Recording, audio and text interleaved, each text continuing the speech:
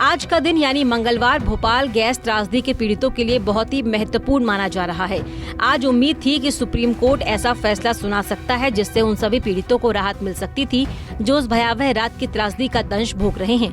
दरअसल केंद्र सरकार ने भोपाल गैस त्रासदी से पीड़ित लोगों को दिए जाने वाले मुआवजे में बढ़ोतरी के लिए क्यूरेटिव याचिका दाखिल की थी, लेकिन सुप्रीम कोर्ट ने केंद्र और पीड़ितों को झटका देते हुए आज ये क्यूरेटिव याचिका खारिज कर दी।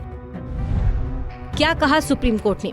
सुप्रीम कोर्ट के justice Sanjay Kishan Kaul, justice Sanjiv Khanna, justice Abhay S Oka, justice Vikram Nath और जस्टिस जेके माहेश्वरी की बेंच ने कहा कि केस दोबारा खोलने पर पीड़ितों की मुश्किलें बढ़ेंगी।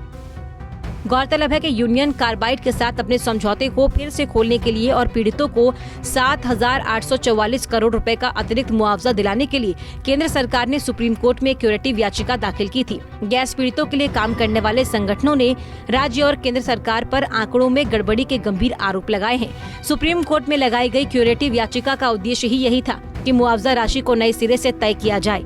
बता दें कि इन याचिकाओं में गैस पीड़ित संगठन भी याचिकाकर्ता थे। बता दें कि पीड़ितों को यूनियन कार्बाइड से करीब 7,844 करोड़ का अतिरिक्त मुआवजा दिलाने की मांग पर सुप्रीम कोर्ट में सुनवाई जनवरी में ही पूरी हो गई थी।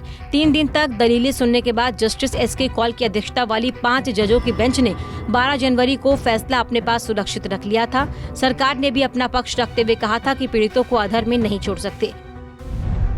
भोपाल में गैस त्रासदी के बाद यूनियन कार्बाइड कॉरपोरेशन ने पीड़ितों को $470 मिलियन का मुआवजा दिया था, लेकिन पीड़ितों ने ज्यादा मुआवजे की मांग करते हुए कोर्ट में अपील की।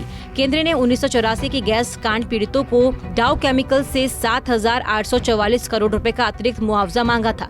इसके लिए दिसंबर 2010 में सुप्रीम कोर्ट में क्यूरेटिव पिटीशन दाखिल की गई थी। आइए जान लेते हैं कि सुप्रीम कोर्ट ने याचिका खारिज करने से पहले क्या कहा। यूनियन कार्बाइड कॉरपोरेशन पर और ज्यादा मुआवजे का बोझ नहीं डाला जा सकता। हम इस बात से निराश हैं कि इस पर पहले ध्यान नहीं दिया। पीड़ितों को नुकसान की तुलना में करीब 6 गुना ज्यादा मुआवजा दिया जा चुका है। केंद्र सरकार आरबीआई के पास पड़े 50 करोड़ रुपए का इस्तेमाल पीड़ितों की जरूरतों के मुताबिक करे। अगर ये केस दोबारा खोला जाता है तो यूनियन कार्बाइड के लिए फायदेमंद होगा, जबकि पीड़ितों की मुश्किलें बढ़ जाएंगी। 1984 की भोपाल गैस त्रासदी को देश के सबसे भीषण औद्योगिक दुर्घटना माना जाता है। एक केमिकल फैक्ट्री से हुई जहरीली गैस के रिसाव से रात को सो रहे हजारों लोग हमेशा के लिए मौत की नींद सो गए। इतना ही नहीं, त्रासदी का असर लोगों की अगली पीढ़ियों तक लोगों को भुगतना पड़ा। मगर सबसे दुखद बात यह है कि हादसे के जिम्मेदार आरोपी को कभी सजा नहीं हुई। 1984 में हादसे के वक्त यूनियन कार्बाइड कॉरपोरेशन के अध्यक्ष वॉरेन एंडरसन मामले के मुख्य आरोपी थे। हादसे के 4 दिन बाद वो अरेस्ट हुआ, लेकिन जमानत मिलने के बाद अमेरिका लौट गया और उसके बाद वो मुकदमे के लिए कभी पेश नहीं हुआ।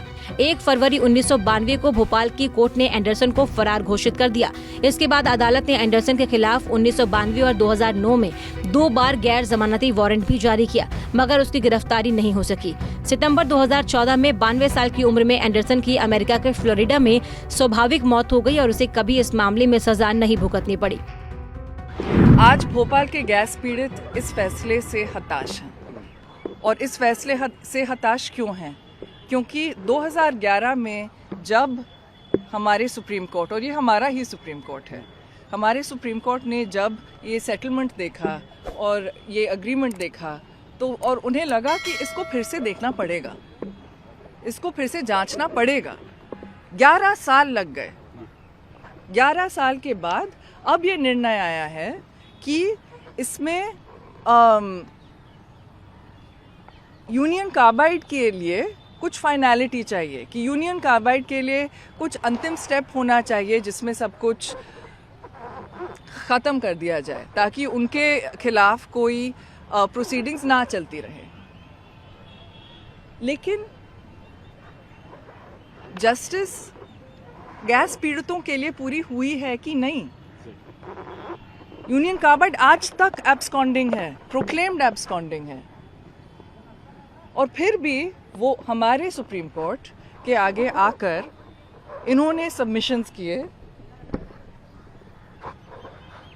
इस चीज़ से हताश हैं, इस चीज़ से हताश हैं गैस पीड़ित कि उन ज़्यादातर गैस पीड़ितों को 25,000 मिला और फिर 25,000 इंटरेस्ट में 50,000 मिला। बोला जा रहा है कि मोटर व्हीकल एक्सीडेंट्स एक्ट के से 6 गुना ज़्यादा उनको मिला है, लेकिन 50,000 अगर 50,000 को आप पूरे लाइफ टाइम में हर दिन पे डिवाइड करें तो कितना मिलता है? कैसे रहेंगे? आज है ये गैस पीड़ित, कल हो सकते हैं हम और आप, क्योंकि आज अगर यूनियन कार्बाइड के खिलाफ, और ये इतना जाना माना केस है, अगर इनके खिलाफ सिर्फ ये नहीं कहा गया कि क्यूरेटिव ज्यूरिसडिक्शन नहीं बनता, वो अलग बात होती, एक पूरा जजमेंट दिया गया है। अगर ये बोला गया है कि यूनियन कार्बाइड के खिलाफ केस नहीं हो सकता क्योंकि यूनियन कार्बाइड के खिलाफ कोई फाइनलिटी चाहिए, तो फिर कल कोई एनवायरमेंटल डिजास्टर अगर हो, जो हो रहे हैं तब से, तब उनका क्या इंसेंटिव है कि यहाँ पैसे ना बचाए, वहाँ पैसे ना बचाए? सेफ्टी के जो मैकेनिज्म्स हैं वो काट ना दे, कम ना करे। जैसे मैंने बोला, हमारा सुप्रीम कोर्ट है, जजमेंट की रिस्पेक्ट करना बहुत ज़रूरी है, और जजमेंट को पढ़ेंगे और फिर देखेंगे कोई आगे रास्ता निकलता है कि नहीं। आपको बता दें कि इस हादसे में 16,000 से अधिक लोगों की मौत हुई थी। करीब 5 लाख जीवित बचे लोगों को जहरीली गैस के संपर्क में आने के कारण सांस की समस्या, आंखों में जलन या अंधापन और अन्य बीमारियों का सामना करना पड़ा। सुप्रीम कोर्ट द्वारा केंद्र की भोपाल गैस मामले की क्यूरेटिव याचिका खारिज करने पर आपके क्या विचार हैं? हमें कमेंट सेक्शन में जरूर बताएं। Bureau report, Punjab Kesari TV. हमसे जुड़े रहने के लिए हमारे YouTube चैनल को सब्सक्राइब करें और नई वीडियो की नोटिफिकेशन के लिए बेल आइकॉन को दबाएं।